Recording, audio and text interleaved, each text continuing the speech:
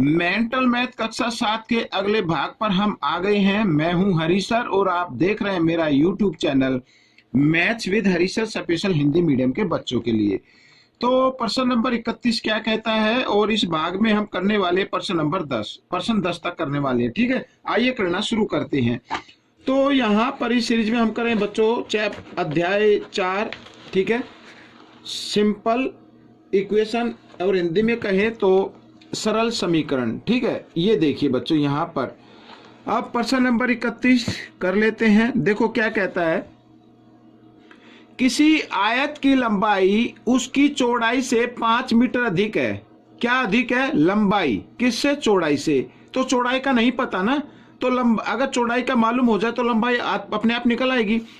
आगे लिखा, यदि इस आयत का परिमाप 230 मीटर हो तो लंबाई चौड़ाई ज्ञात करो। तो देखो यहां पर चौड़ाई हमें नहीं पता है, तो लिख लेते माना आयत की चौड़ाई, आयत की चौड़ाई x मीटर, ठीक है, और लंबाई क्या होगी? यहां पर लंबाई होगी बच्चों चौड़ाई से 5 मीटर अधिक है। चौड़ाई तो x है, इससे 5 मीटर अधिक है ये लंबाई। ठीक है, ये मैंने लिख दिया। परिमाप यहां पर दिया हुआ है 230 मीटर, ये देखो।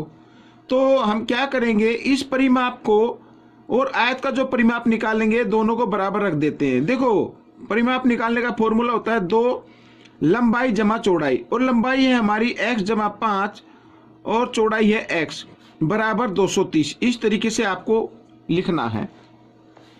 2 इधर गुणा में ब्रैकेट के साथ इधर लेके आ जाएंगे, भाग में आ जाएगा, और इनको ब्रैकेट वाले जो डिजिट है उनको जमा कर लेते हैं। 1x और 1x, 2x जमा 5 बराबर 230/2। इस तरीके से आ जाएगा ये। 2 से इसको भाग कर दो, 2 एकम 2, 2 एकम 2, 2 पंजे 10, ये आ गया।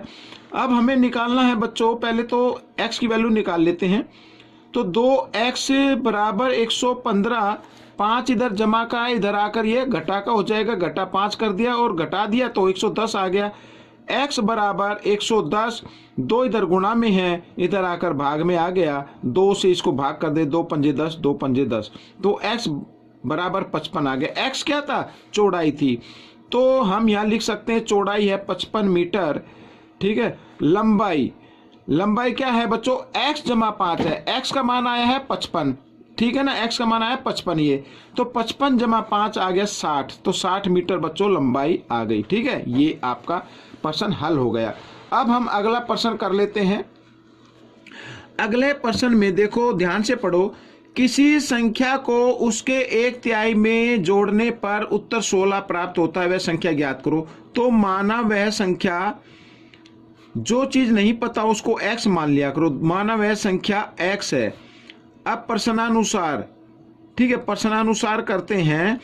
अब लिखा है किसी संख्या को वो संख्या x है, 1/3 में जोड़ने पर, उसके 1/3 में, x का 1/3 क्या होगा? x/3 होता है बच्चों 1/3, ठीक है। या फिर आप लिख सकते हैं x गुणा 1/3, ये इसका तिहाई होगा, तो x को 1 से गुणा करेंगे, x/3 आ जाएगा। कितना प्राप्त होता है? 16। तो अब इस x के नीचे आप 1 ले सकते हैं, 3 और 1 का लघुत्तम लेना है आपको, 3 आ जाएगा। साथ ही क्रॉस में गुणा कर देना, 3 को x से 7 गुणा कर दीजिए, 1 को इस x के साथ कर दीजिए, बराबर 16, ठीक है। 3x और 1x कितना हो गया? 4x हो गया, बराबर 16। इधर 3 भाग में था, इधर आकर ये गुणा में आ जाएगा, और x का मान निकाल लेते हैं 16 गुणा 3, 4 इधर गुणा में, इधर आकर ये भाग में आ गया। 4 से 4 एकम 4, 4 चौक 16, 4 गुणा 3, 4 तिया 12। तो वो संख्या कौन सी आ गई बच्चों? 12 आ गई। ठीक है, ये आपका उत्तर आ गया। अगला प्रश्न देख लेते हैं, प्रश्न नंबर 33। देखो, 2 क्रमागत पूर्णांक संख्याओं में छोटी संख्या को बड़ी संख्या के 3 गुणे में जोड़ा जाता है तो उत्तर 83 प्राप्त होता है। दोनों पूर्णांक संख्या बताए। अब यहाँ पर क्रमागत पूर्णांक है, तो पहला पूर्णांक मान लेते हैं, माना पहला पूर्णांक x है और दूसरा क्रमागत है ना, तो यानी x जमा 1, ठीक है। अब ये तो बड़ी संख्या हो गई क्योंकि इसमें 1 ज्यादा है। आगे क्या लिखा देखो, प्रश्नानुसार कर लेता हूं मैं यहाँ पर। जैसे जैसे लिखा है वैसे वैसे करना है। लिखा है छोटी संख्या को, ये छोटी संख्या है, बड़ी संख्या के तिगुने में, ठीक है, जोड़ा जाता है। छोटी संख्या x हो गई और बड़ी संख्या ये हो गई, इसके तिगुने में हमने ये जोड़ दिया तो उत्तर कितना आ जाता है बच्चों? 83 आ जाता है। इस तरीके से अब आपका समीकरण बन गया, आप इसको आसानी से हल कर सकते हैं।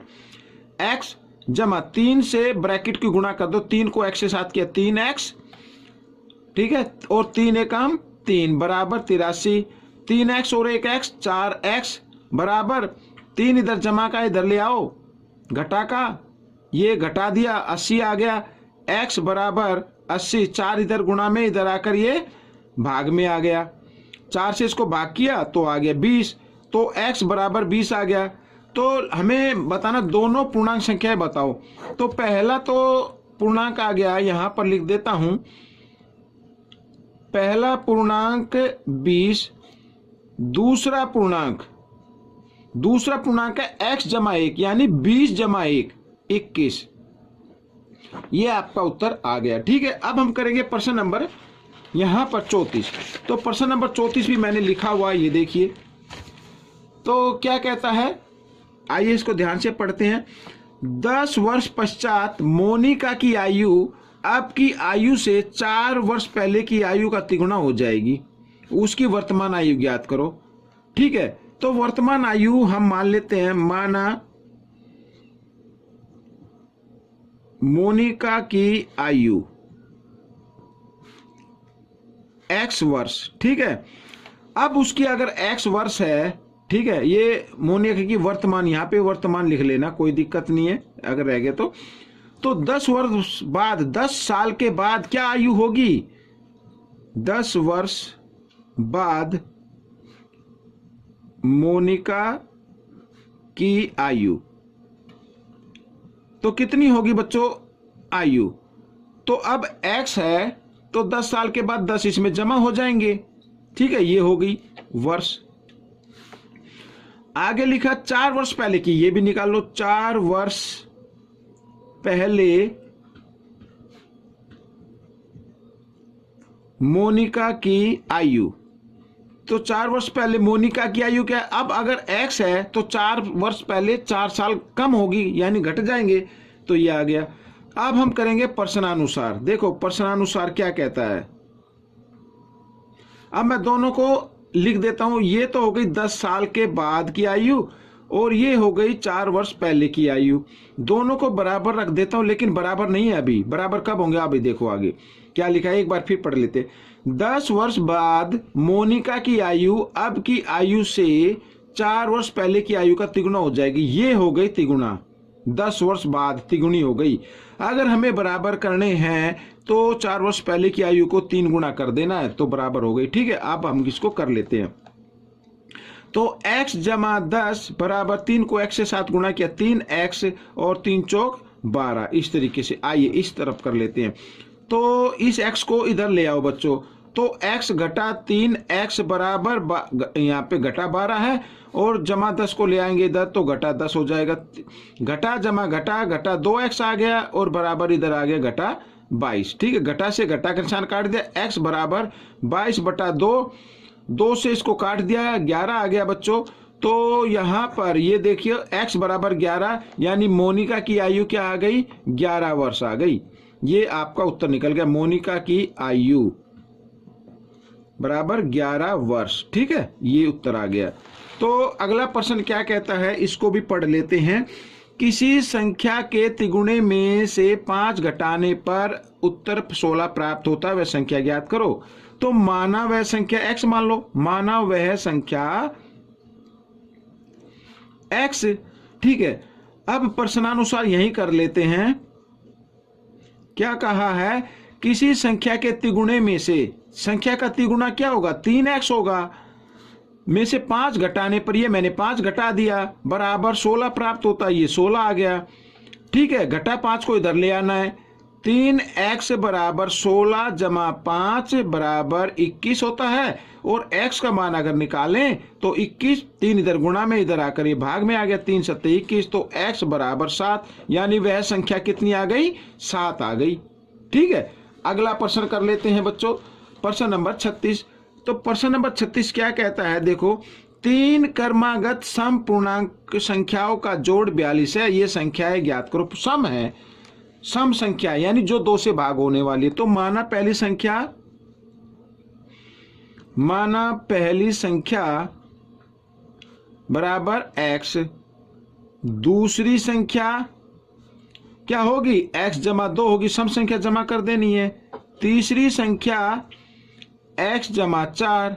ठीक है, प्रश्नानुसार यानी प्रश्न के अनुसार क्या कहा है कि 3 क्रमागत सम पूर्णांक संख्याओं का जोड़ कर लेते हैं। x जमा 2, ये दूसरी हो गई और ये तीसरी हो गई, इनका जोड़ आता है 42। ठीक है, अब 1x 2x 3x बराबर 42, 4 और 2 6 इधर जमा का, इधर आकर ये घटा का हो जाएगा और घटा दिया तो आ गया 36। तो x बराबर 36, 3 इधर गुणा में, इधर आकर ये भाग में आ गया, 3 से 3 एकम 3, 3 दूनी 6, तो x बराबर आ गया 12। ठीक है, ये आपका उत्तर नहीं है। हमें क्या करना है, संख्या ज्ञात करो। तो पहली संख्या यहां पर लिख देता हूं, पहली संख्या, तो पहली संख्या तो 12 आ गई। दूसरी संख्या क्या होगी, ये निकाल लेते हैं। लिखा x जमा 2, यानी x की जगह x का मान रखना है 12, 12 जमा 2 14।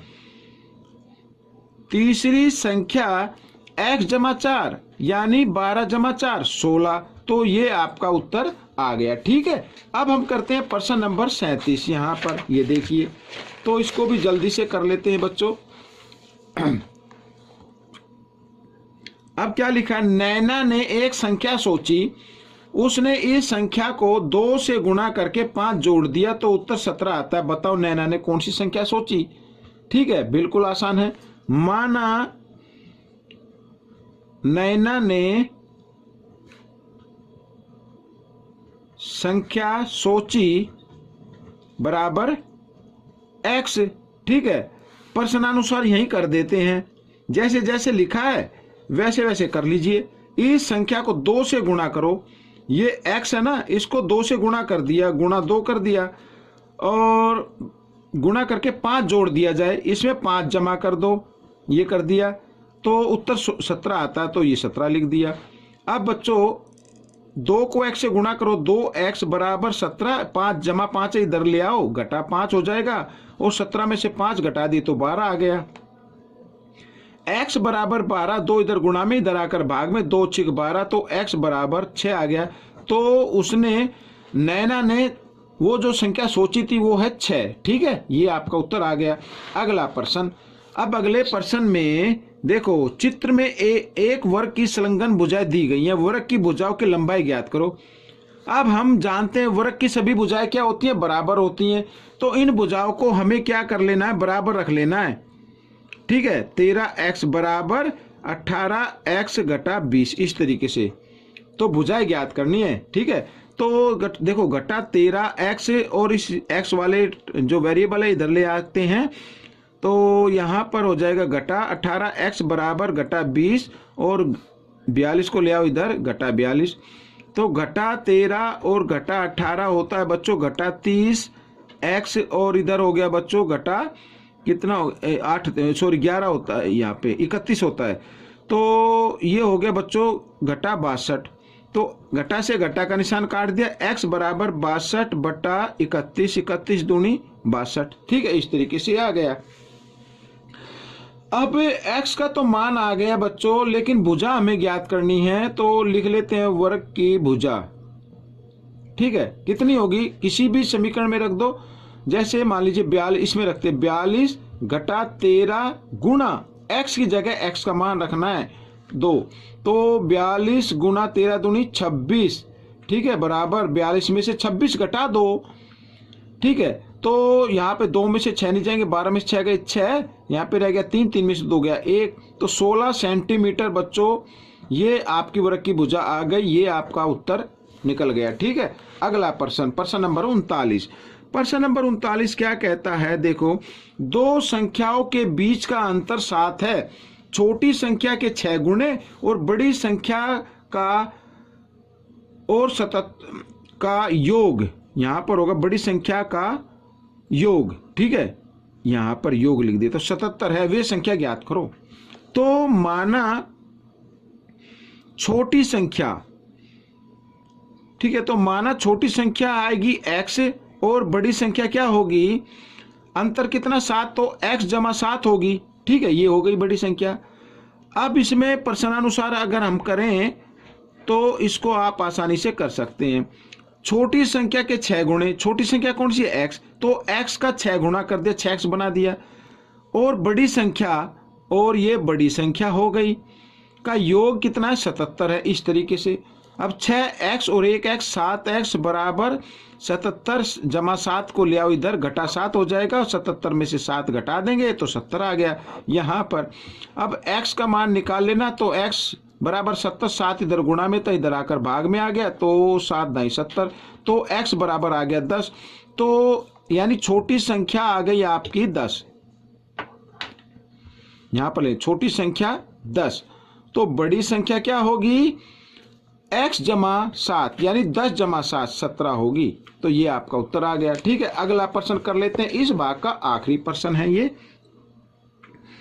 दो संख्याओं का जोड़ 25 है, उनमें से एक संख्या दूसरी संख्या से 9 अधिक है, ठीक है, इसमें भी छोटी बड़ी है, भाई एक अधिक है तो बड़ी होगी ना, दोनों संख्या ज्ञात करो।